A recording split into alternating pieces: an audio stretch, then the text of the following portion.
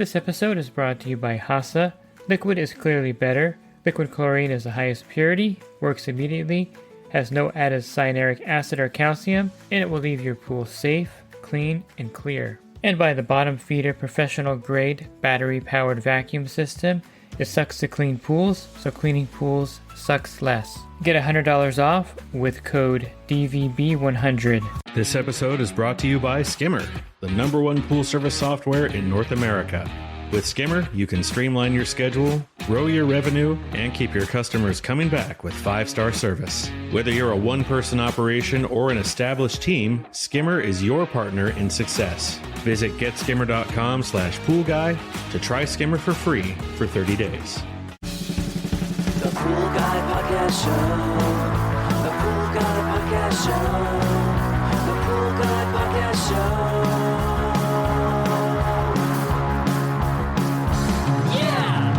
Hi, welcome to the Pool Guy Podcast Show. In this episode, I'm going to talk to you about some algaecide alternatives. Since sodium bromide has been kind of taken off the market here in the US, and a lot of pool pros use this product regularly, I'm going to go over some alternatives for you to use in pools if you do need to add an algaecide to control, fight algae, or get rid of algae in a pool.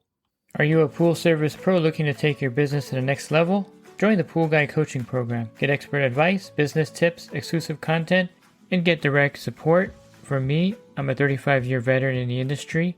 Whether you're starting out or scaling up, I've got the tools to help you succeed. Learn more at swimmingpoollearning.com. To be clear here, sodium bromide is not banned outright, but the EPA says that they don't want you to use it in UV-exposed environments like an outdoor swimming pool. And the use of it is restricted on the label to indoor swimming pools or covered outdoor spas. It's mainly because of the bromide, and there's been studies done that have, I guess, in the lab proved that this can be dangerous or dangerous to use with people using the pool. But of course, United Chemical, who makes sodium bromide products, is fighting back on this, and we'll see where this goes. But currently the EPA regulation is that you should use sodium bromide only in indoor pool settings or covered spas and not in outdoor swimming pools. I did touch on this with Terry Arco in a previous podcast, and sodium bromide, of course, was a staple of the pool industry for decades. Pool pros would buy a 25-pound bucket of it, put it in the back of their truck, and then they would use it at their stops either as a preventative algaecide by putting a couple ounces in the pool, or to treat algae in the pool.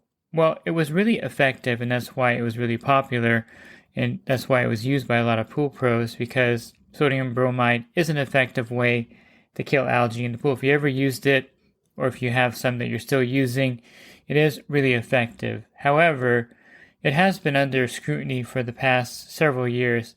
In fact, I think Harold Evan was the first one to bring it to my attention that they were going to be investigating sodium bromide. I didn't really believe him back then. It was like 5 or 6 years ago, and I just thought he was just talking.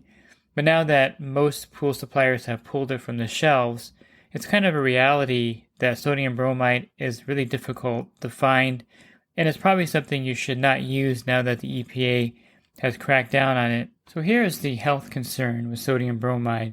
So sodium bromide in lowercase a, b, lowercase r, is added to a pool, and then oxidized by the chlorine, and this kind of forms like a bromine bank in the pool. That in itself has been pretty well known over the years, and no one really was too concerned about it. There were some posts on Trouble-Free Pools a few years ago addressing this problem, but it wasn't anything that the EPA was actually investigating at that point.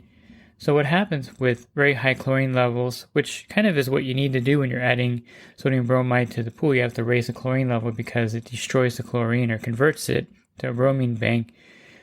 With maybe an ozone system, or with when UV hits it, or even a UV system, it can oxidize it even further, and it forms bromate, which is B lowercase r O3.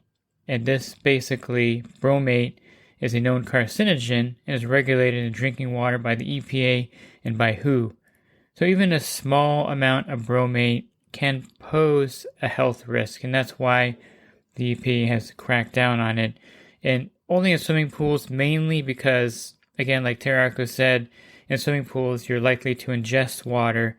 In a spa that still uses bromine tablets, you're not likely to go under the water when it's 102 degrees and ingest it, although kids do play in spas a lot. So I would question that statement, because a lot of kids will go in the spa and go under, even if it's 100 degrees.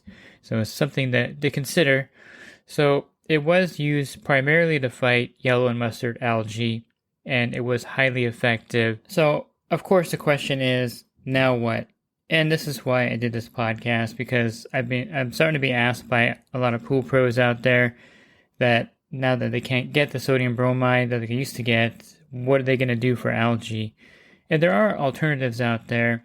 I didn't rely on sodium bromide that much over the last 3 or 4 years, or maybe even longer now, because there are better ways to fight algae out there. The number one way to fight algae, and as Terry stated in a follow-up podcast, which sounds almost like circular logic in my opinion, but it is true, the best way to fight algae is not to have algae in the first place. Now that's unavoidable because you're going to take over accounts that weren't cared for properly. They're going to have algae. You're going to have algae blooms just environmentally when, like here in California, we have a lot of oak trees in my area. Certain times of year, they're pollinating, and algae is just something that's part of that. Eucalyptus trees, same thing. They create a lot of algae in the pools. And so that's going to be a part of service, but you can minimize it in the pools that you service by keeping the proper free chlorine level based on a cyanuric acid in the pool. And it's been proven effective. I do this method, and I found that the formula is pretty effective. And I'll give you the formula, and then I'll, of course, go into the different algaecides available, because algae is a fact of pool care, and it's something that you're going to run into. And you can't, have a dreamland kind of reality where you don't have that. But you can prevent it in all the pools that you are maintaining if you're doing this, which is 7.5% of your cyanuric acid level should be your free chlorine level. So if the cyanuric acid in the pool is 100 parts per million, your free chlorine should be 8 parts per million. That's 100 times 7.5% is 7.5 parts per million, which is about, I would just say, 8 parts per million. If your cyanuric acid level is 50 parts per million, then it's a little bit under 4, or just say 4 parts per million, just for argument. It's like 3.75, but 4 parts per million is the number you want to go for. So if you do that in your pools, chances are you're not going to have algae. Of course, the pool may turn off. The customer may leave the pool off for a few days, or they may have a party without telling you. All these things are factors you run into out there. So algae is a reality out there. So what are you going to use to fight algae or to prevent algae in pools now that sodium bromide is no longer available? And again, I haven't been using it anyway in the last 3 or 4 years, or maybe even longer. I have to go back and check to see when the last time I actually bought the product. If you've been living under a rock, or if you're new to the industry, you probably wouldn't know this, but borates are a great way to prevent algae in the pool. They've been around a long time, since the 1980s. Protein Supreme was one of the first to manufacture, not really manufacture, but to label a borate product under a major manufacturer label. Then you have BioGuard Optimizer that also has been around a long time that has a borate product. There was something called Pool Proof a while ago that I thought was a really good product. It was a liquid borate. The only problem is they didn't think about this, but in the warehouses like Superior or SCP, they get really hot in there in the summer. And they get really cold in there in the winter because they're not regulated. There's no air conditioner or heater in the warehouse.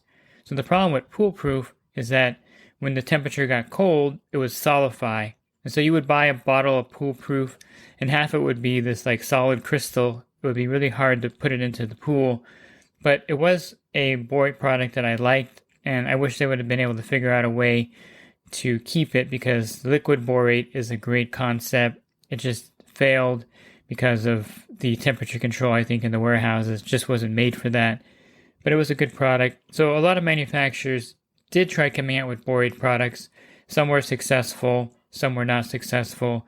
but basically it's just boric acid or boric acid powder under a manufactured label. I recently did an entire podcast on borates and how to add it to the pool and all the different aspects of it. So I won't go into too much detail here because this is like an overview podcast of all the different algaecides. Now, borates technically are not an EPA registered algaecide, although BioGuard Optimizer was registered as an algaecide at one point. I believe Pool Proof may have been. I can't remember if it was or not. It takes a lot to get the EPA label on there. What do borates do? Well, borates are definitely something to consider because, number one, they inhibit the algae from forming. So there's something in the boric acid itself that inhibits the algae cells from forming. Thereby, algae doesn't form. So it's not an algaecide, but it's what we call an algistat, which means that it inhibits algae growth or algae can't form in the pool. It's also a pH buffer, so which is nice because then you have a secondary pH buffer in the pool. And as you know, the pH is kind of tied to the effectiveness of chlorine, or I should say, the chlorine effectiveness is tied to the pH level. The higher the pH, the less effective or the slower the chlorine works in the pool. The lower the pH, the faster it works in the pool and the more active it is in the pool to kill bacteria, viruses, and algae. So the pH level, if you have something that helps stabilize it, that's a good thing. So borates do both of those things. And borates don't evaporate out of the pool. So they're a very long-lasting product you add to the pool. You put it in the pool, and they stay in the pool pretty much the whole season. And then you just have to add a maintenance dose later. You test borates with a test strip, pretty easy to do. And borates are fairly affordable as far as a product. You're not adding it every week or every 2 weeks to the pool. It's kind of a one and done thing. You'll add your 20 or 30 pounds based on your pool size. And again, pull up that podcast that I did on borates. If you're looking for that, it's really easy to find. You go to my website, swimmingpoollearning.com. On the banner, click on the podcast icon. And then in the search box, you just type in, when you get to the podcast site, just type in borates. And you'll see the podcast I recorded on borates. And there's several of them. But the latest one should pop up first there for you. So I like it. It's a good product. And I get it at due2diesel.com. If you can't find it locally, that's where I purchased the borates. I think it's a great preventative product, and it's something that's easy to do, and it'll replace all the algaecides out there that you're going to be using. So borates are definitely something to consider and look into. And I don't think I'm going to finish all this in one podcast, so there'll be a follow-up podcast also where I continue my talk on this. But the next one that I'm going to talk about here, and by the way, I like keeping my podcast fairly short because I know you like to listen to it in your truck or when you're working and you don't really want 45 minutes or an hour-long podcast. It's a little more difficult to digest that. So the next one that I think is something that also is not an algaecide. So these first two I'm listing here, and I'm doing this on purpose because neither of these are a registered EPA algaecide. Keep that in mind that I'm doing a podcast on algaecides, and the first two I talk about aren't algaecides because it's important that you know the distinction. The next one I'm talking about here is a phosphate remover. Now, there's different ones out there. I think the Orenda PR10000 is a really strong phosphate remover. You'd be hard-pressed to find a stronger phosphate remover. The National Chemistry Phosphate is a weaker phosphate remover. Then they have Phosphate Plus, which is a little bit stronger, or Phosphate Max, something like that. It's a little bit stronger, but if you're comparing phosphate removers by strength, PR10000 is one of the strongest. I think the C-Clear phosphate remover, if you can get it in your area, is a pretty strong phosphate remover also. It's also owned by the same company that owns the Natural Chemistry Phosphate. The company is Biolab, and so they own both of those. And they're pretty good phosphate removers. I like Phosphate because it's weaker. In some cases, that's all you're going to need, and you can add a maintenance dose of that into the pool. For those cases where the phosphate levels are pretty high in the pool, over 1,000 or over 1,500 parts per billion, PR10000 is your definite go-to phosphate remover. You can also add maintenance dose of that as well. So what is it? It's basically lanthanum chloride. That's the main phosphate remover product that you're going to find in there. So the lanthanum is what actually brings the phosphate level down or destroys the phosphates in the pool. what are phosphates? Well, phosphates are one food source for algae. And one of the things that you may be wondering is, why didn't we talk about phosphates back in the 90s or early 2000s? Well, there really wasn't a huge problem out there with it as there is now, because phosphates are in a lot of products. There's just a list of a few products, and you may find this kind of ironic, but phosphates are actually in a lot of pool chemicals, metal sequestering agents. Some of the older or cheaper brands have a lot of phosphates in them. Scale inhibitors are phosphate-based compounds. Some algaecides, the dual action ones, have some. And then any kind of filter cleaners or tile cleaners usually has a phosphate in them because phosphate's in a lot of soaps. So it's something to be considered. Now, of course, there are phosphates in the environment as well, the soil, also in some pollen. And then you have municipal water that uses orthophosphate to prevent pipes from corroding. And of course, this water gets into the pool as well. And well water can also have naturally occurring phosphates in them. And then, of course, stuff that people jump in the pool with on their bodies have phosphates on them. Sunscreen and lotions, hair products, and then I mentioned soap. So laundry detergents, if you wash your bathing suit, which you probably should wash it. Some kids probably never wash their bathing suits, but you probably should wash your bathing suit. And body oils and sweat sometimes have phosphate residue. Also, a lot of fertilizers have phosphates in them as well. So you can see like the wind can kind of blow phosphates into the pool. And this has become a pretty huge problem in the modern world now, where maybe in the 1990s it wasn't quite as bad, or maybe we didn't really think about it or know about it as much. Besides then, back then we would just use sodium bromide and that'll take care of the algae in the pool.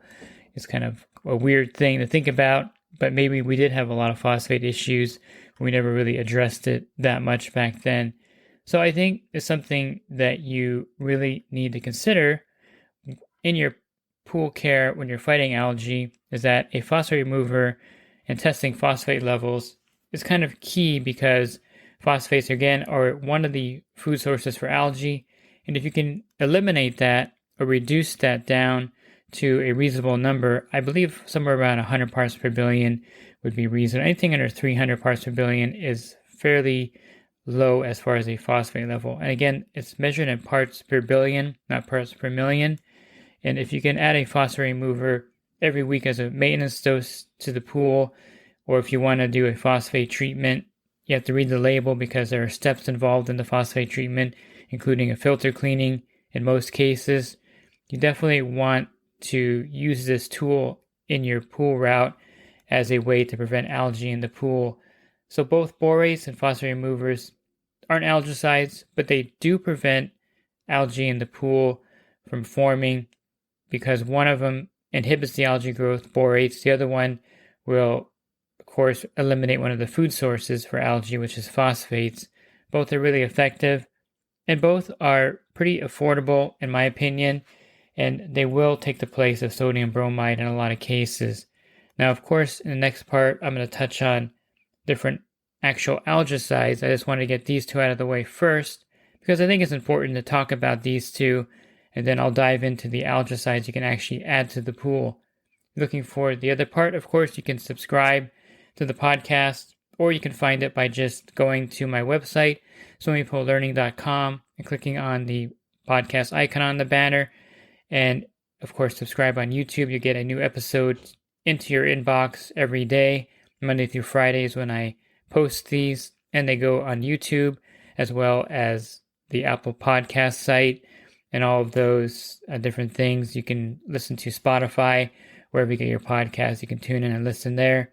And if you're looking at the coaching program that I offer, you can learn more at poolguycoaching.com. Thanks for listening to this podcast. Have a great rest of your week, and God bless. This episode is brought to you by HASA, providing products that deliver clean, healthy water for every aspect of everyday life. The bottom feeder battery-powered vacuum system, portable, powerful, and only weighs 12 pounds. And Skimmer. Get Skimmer, America's #1 pool service software. Podcast listeners can try Skimmer for free at getskimmer.com/poolguy.